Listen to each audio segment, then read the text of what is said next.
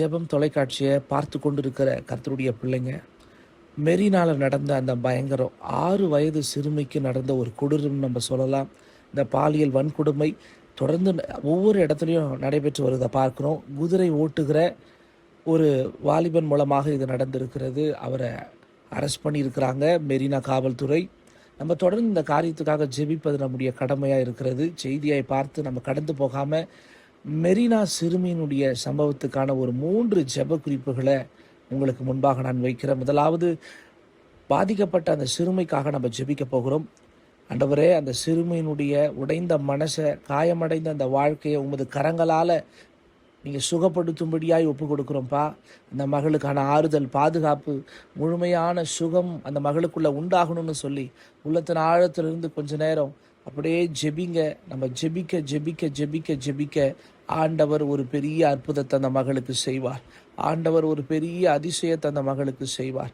நல்லா ஜெபம் பண்ணுங்க. சங்கீதம் 34:18 படி ஒரு சுகம் அந்த மகளுக்குள்ள கடந்து வரட்டும்னு சொல்லி ஜெபிங்க. தேவன் உங்களை ஆசீர்வதிப்பார். 2வது, அந்த குடும்பத்துக்காக நம்ம ஜெபிக்கணும்.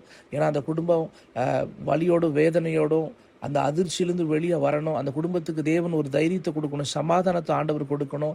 ஒரு நீதியை பெறுகிற ஒரு குடும்பமாக நீதி அவங்களுக்கு கிடைக்கணும். தேவனுடைய கிருபையில சகலமும் நிலைத்திருக்கும்படி நம்ம ஜெபிக்கணும். மத்தேயு 5:4 படி அவங்களுக்கு ஒரு பெரிய ஆறுதல் உண்டாகும்படி கொஞ்ச நேரம் ஜெபம் பண்ணுங்க. இந்த வார்த்தைகளை சொல்லி சொல்லி ஜெபம் பண்ணுங்க. தேவன் உங்களை ஆசீர்வதிப்பார். 3வது, குழந்தைகளுடைய பாதுகாப்புக்காக நம்ம ஜெபிக்கணும். ஏன்னா நம்ம தேசத்தில் அநேக குழந்தைகள் இருக்கிறாங்க. வளர வரல தேவனுடைய அரண் அந்த பிள்ளைகளுக்கு பாதுகாப்பாக இருக்கணும். தீய செயல்களில் ஈடுபடுறவங்க இவங்க எல்லாரும் பாதுகாக்கப்படணும். குழந்தைகளை ஆண்டவர் தாமே பாதுகாத்து ஒரு சூழலுக்குள்ளே உண்டாக்கப்படணும். பெற்றோர்களும் அதுக்கேற்றபடி இருக்கணும், சுற்றி இருக்கிறவர்களும் அதுக்கேற்ற போல இருக்கணும் சொல்லி சமூகத்துக்காக நம்ம தொடர்ந்து ஜெபிப்பது நம்முடைய கடமையாக இருக்குது.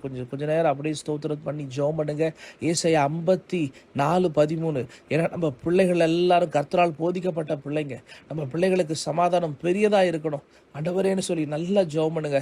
பிலிப்பியர் 4:6 படி ஸ்தோத்திரத்தோடு தேவனுக்கு தெரியப்படுத்தி நம்ம ஜெபிக்க ஜெபிக்க ஜெபிக்க கொஞ்ச நேரம் நம்ம ஜெபிக்க ஜெபிக்க ஜெபிக்க ஆண்டவர் நம்ம தேசத்தில் ஒரு பெரிய அற்புதத்தை செய்வாராக. தொடர்ந்து ஜெபிங்க. தேவன் உங்களை ஆசீர்வதிப்பாராக. ஆமென்.